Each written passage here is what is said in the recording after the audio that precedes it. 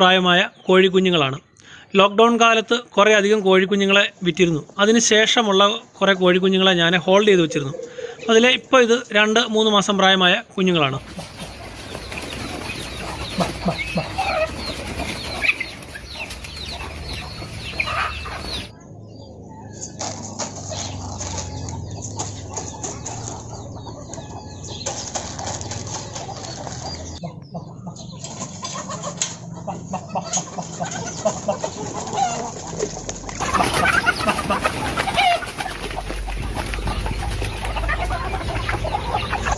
5 മാസത്തിന് മേൽ പ്രായമായ കോഴിയാണ് ഇവയെല്ലാം.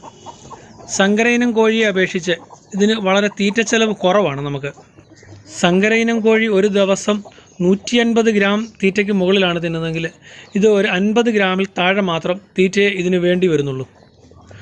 ബാക്കി സമയങ്ങളിൽ